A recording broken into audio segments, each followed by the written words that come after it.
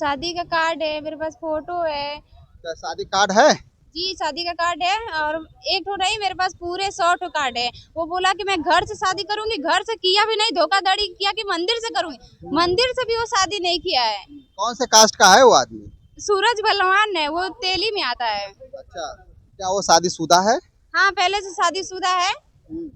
वो सुमन के साथ घूमता फिरता है, गांव लोग के सब लोग जानते हैं कि ये इसको रखी हुई है। पूरे गांव लोग भले ही कुछ भी हो, लेकिन गाली भी आड़े आड़े देती हैं। सामने जाती है लेकिन पीछे से सब गाली भी देती हैं कि रंडीवा जाती है। जो मेरा सूरज पति है, वो बोला कि हम तुमसे शादी करेंगे। वो हमारा आधार कार्ड चेंज कराया है, फिर बोला कि मैं तुमसे शादी करूंगी। मुझे शादी किया है, अपना जाति भी अलग बताया था। जाति बताने के बाद वो अपने दोस्तों लोग के साथ दारू पिए, दारू और जो भी है खाने पीने में बोले सब कि अगर ये उसके साथ नहीं सोती है तो हम मतलब कि इसके साथ नहीं सोती है तो मैं इसको मारूंगी पीटूंगी। मुझे मारे पीटे हैं। उसके बाद ये लोग जो है सूरज मेरा पति और देव सुमन, ये लोग बोले हैं कि अगर ये ऐसे करे तो मैं इसको बम्बई दिल्ली बेच दूंगी। और उसके बाद मुझे जब मैं अपने कान से सुनी, जब हम सुने तो मैं अपनी मम्मी पापा के पास चली गई। नमस्कार, आप देख रहे हैं काशी उजाला न्यूज। आज वाराणसी के मुख्यालय पे हम मौजूद हैं। आप देख सकते हैं कि कार्यालय पुलिस आयुक्त कमिश्नर जो कार्यालय है वहाँ पे हम खड़े हैं। एक पीड़िता है जो कि अपनी गुहार लगाने के लिए कमिश्नर साहब के पास आई हुई है। हम जानेंगे कि क्या मामला है। क्या नाम है आपका? जी, मेरा नाम है सीता मौर्य। कहाँ के रहने वाली हैं? बिहार के रहने वाले हैं, यहाँ पे रहते हैं सिंहपुर में। अच्छा, आप बिहार के रहने वाली हैं। कब से रह रही हैं बनारस? यहाँ से तो हम लोग का पैदाइशी यहीं पे से है। अच्छा, हम लोग का छोटे थे, हम लोग तब से ही यहीं पे रहते हैं। आपके मम्मी पापा हैं आपके साथ? जी, मेरे मम्मी पापा पूरे फैमिली है मेरे साथ। अच्छा, तो ये बताइए कि आपके मम्मी पापा आपके साथ हैं और आपके साथ इतनी बड़ी घटना घट गई, आपने मम्मी पापा क्यों नहीं बताया? एक्चुअली मैं मम्मी पापा को पहले मतलब कि बता नहीं पाए। क्यों नहीं बताई? जिसने आपको पैदा किया, इतना पाल पोस के बड़ा किया, आपने क्यों नहीं बताया?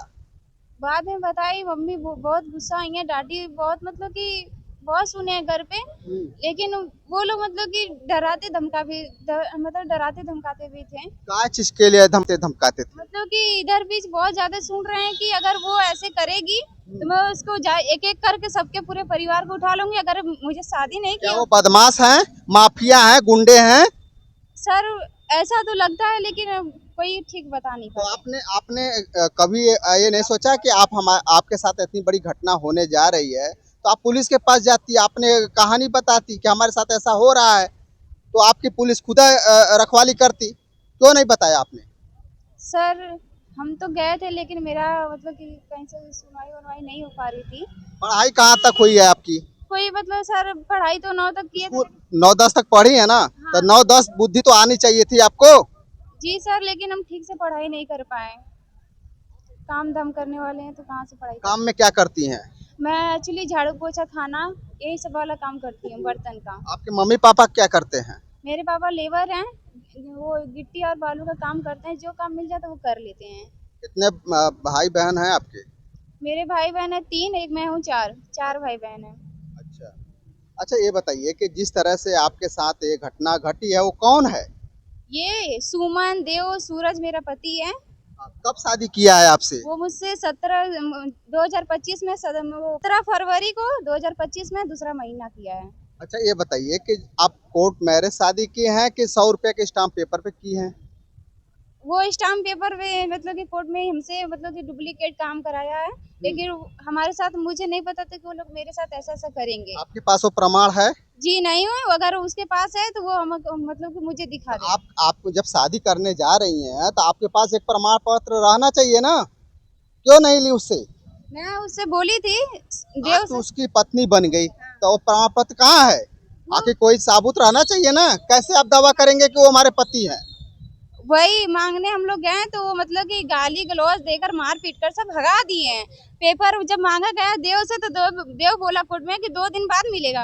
मुझे पेपर नहीं दिया, उसके बाद 2 महीना 2 दिन हो गया, पेपर नहीं मिला। जब घर पे गए तो सब गाली ओली, रंडी बदमाश मेरी मम्मी को गाली ओली देकर फिर हम गए तो मेरा सूरज पति मुझे ही दबाव डालने लगा कि देव तुम्हारे साथ ऐसे ऐसे किए हैं। मतलब कि हम कुछ बोल नहीं पाए, इसलिए वो लोग फायदा उठाए हैं। जब पेपर मांगने गए तो मतलब कि जब पेपर मांगे तब से ही इतना मतलब कि सब कुछ कांड होते जा रहा है। क्या क्या मेरे द्वार पे आकर बोला जा रहा है कि अगर तुम ऐसे करोगे तो एक एक लोग को उठवा देंगे, इसको जेल भेजवाएंगे, ऐसे करवाएंगे, बहुत कुछ कह रही है। अच्छा, एक चीज़ और हम जानना चाहेंगे, जिससे आपने शादी किया वो आपको रखेगा कि नहीं रखेगा? वो कुछ लोग के सामने बोलता है कि मैं इसको नहीं रखूंगी, मैं इससे शादी नहीं की हूँ और मैं इसको तो ये छोड़ो। सिंदूर किस लिए पहनी है, किसके नाम का पहनी है? सूरज अपने पति के नाम पे पहने हैं। तो कैसे पता चलेगा कि आप मेरे उन्हें? पास प्रूफ है ना शादी का। कौन सा प्रूफ है? शादी का दिखाइए फोटो। हमको। फोटो दिखाया अपने पति का, इससे कोर्ट क्या मान जाएगा कि आप शादीशुदा हैं? नहीं सर, मानेंगे तो नहीं, लेकिन मैं उसके साथ आप ही अधिवक्ता से इसके बारे में आपने जानकारी दिया कि मेरे पति है, मैं शादी किया हूँ, तो प्रूफ मांगेंगे ना? तो कहाँ से देंगी आप? एक्चुअली मेरे पास तो प्रूफ नहीं है, बस शादी का ही फोटो है। तब वो दावा तो करेगा ना कि मैंने शादी नहीं किया। तब कहाँ जाएंगे, किसके पास जाएंगे गुहार लगाने के लिए? शादी का कार्ड है मेरे पास, फोटो है। क्या शादी कार्ड है?